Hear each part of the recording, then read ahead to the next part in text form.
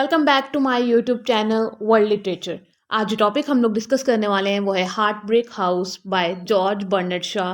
इस प्ले को हम लोग डिस्कस करेंगे। सबसे पहले जॉर्ज बर्नर्ड शॉ को हम लोग डिस्कस कर लेते हैं कि कहाँ से बिलोंग करते हैं, साथ ही साथ इनको नोबेल प्राइज़ जो लिटरेचर में है वो कब मिला।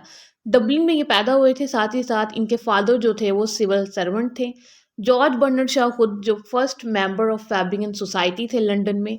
अगर इनकी जनरेशन के नोटेबल प्ले राइट्स को देखा जाए तो उनमें most notable George Bernard Shaw खुद हैं, और इनको जो नोबेल प्राइज़ लिटरेचर में मिला था वो मिला था 1925 में। अगर हम लोग बात करें अपने प्ले की, अगर इस प्ले की सेटिंग की बात करें तो ये एक कॉमेडी है, बट साथ ही साथ एक पॉलिटिकल सटायर भी है। साथ ही साथ ये एक इंग्लैंड की जो रूलिंग क्लास है उसके ऊपर भी एक सटायर है। उसको इन्होंने डिस्कस किया है कि जॉर्ज बर्नर्ड शॉ के टाइम पे जो सोसाइटी थी उसमें जो इलिट क्लास थी, रूलिंग क्लास थी, उनका बिहेवियर कैसा था, उनकी हैबिट्स कैसी थी, और साथ ही साथ उनकी जो डेली रूटीन है वो किस तरह की थी, उनको उन सबको इस प्ले में डिस्कस किया है। ये जो प्ले है ये वर्ल्ड वॉर वन के जब होने वाली थी तभी ये पब्लिश हुआ था। साथ ही साथ जो इसके करेक्टर्स हैं प्ले के, उनको पता भी नहीं था कि वर्ल्ड वॉर वन जो है वो स्टार्ट होने वाली है। 1919 में पब्लिश होता है, और ये फर्स्ट टाइम जो गैरिक थिएटर है 1920 वहाँ पे ये परफॉर्म किया जाता है। अगर इसके हम लोग 9 इंपॉर्टेंट करेक्टर्स हैं जो इस पूरी स्टोरी में हमें नज़र आते हैं, जिनके आपस में डिस्कशन होती है, और जिससे जो प्ले है वो एक नैरेटिव जो है वो नरेशन जो है वो क्रिएट होती है स्टोरी की। सबसे पहले हमारे पास जो करेक्टर है वो है एली डुन। एली डुन जो है वो इसमें मेन करेक्टर है। इसमें मेन करेक्टर के बजाय जो सभी करेक्टर्स हैं वो इम्पोर्टेंट हैं इस प्ले में। साथ ही साथ कैप्टन शॉर्ट ओवर, ये एक इसेंट्रिक फादर है एली डुन का। साथ ही साथ गायनस, ये नर्स है इस प्ले में। लेडी अटरवुड जो कि कैप्टन शॉर्ट ओवर की जो है ये यंगर सिस्टर है, यंगर डॉटर है। देन हमारे पास आती है मिसिज हशबाई, नेक्स्ट करेक्टर, जो कि ये कैप्टन शॉर्ट ओवर की जो है वो एल्डर डॉटर है। उसके बाद मैजीनी डुन आ जाता है, नेक्स्ट करेक्टर, जो कि एली डुन का फादर है। बॉस मैंगन जो कि एक बिजनेसमैन है, और एक इसकी जो है वो फियोंसे होता है एली का। उसके बाद हेक्टर है नेक्स्ट करेक्टर, जो कि मिसिस हशबाई का हस्बैंड है। और रैंडॉल जो कि लेडी अटरवुड का ब्रदर इन लॉ है, मीन्स कि उसके हस्बैंड का जो है वो ब्रदर है। ये हमारे पास इंपॉर्टेंट करेक्टर्स हैं। अब हम इस प्ले की जो है वो समरी को डिस्कस कर लेते हैं। हमने करेक्टर्स को पहले देख लिया है कि ये करेक्टर्स आएंगे पूरी स्टोरी में, ताकि हमें स्टोरी में कंफ्यूजिंग ना हो, क्योंकि ये जो प्ले लिखा गया है इसकी स्टोरी इस तरह से अनवेल राइटर ने की है कि हमें हर एक एक्ट में, क्योंकि ये एक्ट जो प्ले है ये 3 एक्ट्स पे बेस करता है, तो हर एक्ट में डिफरेंट करेक्टर्स हमें सामने आते हैं, तो पता चलता है कि किसका किसके साथ क्या रिलेशन है। समरी डिस्कस कर लेते हैं इसकी। सब प्ले की स्टोरी इस तरह से स्टार्ट होती है कि एलिडुन मैजीनी डुन जो कि फादर है, एलिका जो कि गर्ल है, साथ ही साथ बॉस मैंगन, ये तीनों इनवाइटेड होते हैं एक पार्टी पे, और पार्टी होती है हश बेज इन फेमस एक हेशियन हश बेज में। अब यहाँ पे जो है ये पार्टी होती है, एक इनफेमस प्लेस है, मीन्स कि एक नोटोरियस किस्म की एक ये प्लेस है, और एक यहाँ पे अब डिनर पार्टी है, तो ये सब लोग वहाँ इनवाइटेड होते हैं। एक्चुअली में ये जहाँ पे इनवाइटेड होते हैं वो एलिड के इसेंट्रिक फादर का घर होता है। इसेंट्रिक फादर उसको कहते हैं जो कि अपनी जिसने डायरेक्शन चेंज कर ली हो, या फिर जिसको ट्रेडिशंस को फॉलो ना करता हो, या फिर वो ऐसा पर्सन जो कि एक ट्रेडिशंस होती हैं, वैल्यूज़ होती हैं, उनके अगेंस्ट जाए, इस ऐसे पर्सन को इसेंट्रिक फादर कहते हैं।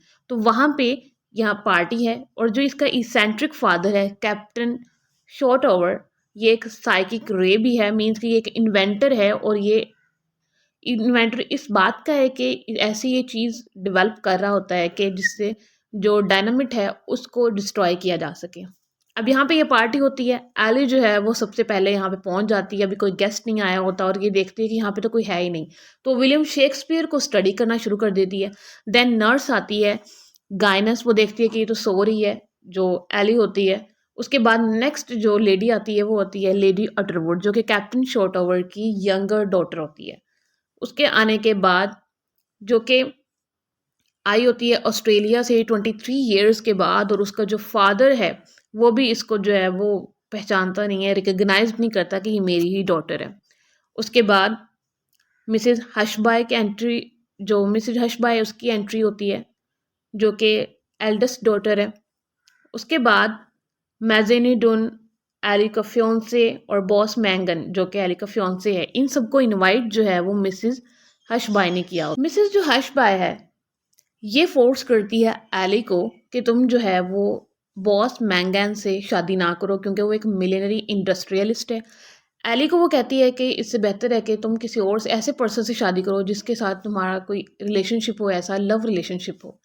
एली उसको बताती है कि मैं एक पर्सन में इंटरेस्टेड हूँ, उसका नाम वो कुछ और बताती है, बट बाद में पता चलता है कि वो तो कोई और पर्सन होता है। अब क्या होता है कि मैंगन जो होता है उसने एली के फादर की बहुत ज़्यादा हेल्प की होती है। मीन्स कि उसको बिजनेस दिया होता है, बट उसका बिजनेस फेल हो जाता है, बट देन वो उसको अपने बिजनेस में एज अ मैनेजर हायर कर लेता है। एली कॉन्फेस करती है कि वो एक मिस्टीरियस मैन मार्कस डार्नले के से बहुत ज़्यादा क्लोज्ड है। अब जब मिसेस हशबाई का हस्बैंड उस पार्टी में आता है जिसका नाम हेक्टर होता है, तो एली को उस टाइम पे पता चलता है कि जिसको ये एक मिस्टीरियस मैन मार्कस डार्नले समझ रही थी, वो एक्चुअली में हेक्टर है, जो कि मिसेस हशबाई का हस्बैंड है। वहाँ पे इसको बहुत ज़्यादा हर्ट होता है और इसको पता चलता है कि जो हेक्टर है उसने इसको डिसीव किया है। अब हशबाय जो है वो इसको कंसोल करती है इस बात पे, जब उसको भी पता चलता है कि ये जो इसका हस्बैंड है वही एक मिस्टीरियस मैन था एली के लिए। अब उस हार्ट ब्रेक के बाद वो उसको कहती है कि जो लाइफ है वो हमें बहुत सारे ऐसे लेसन सिखाती है ताकि जिससे हमें कुछ सीखना चाहिए। वो उसको इस जो इंसिडेंट पे ऐसे उसको एक लेसन देती है।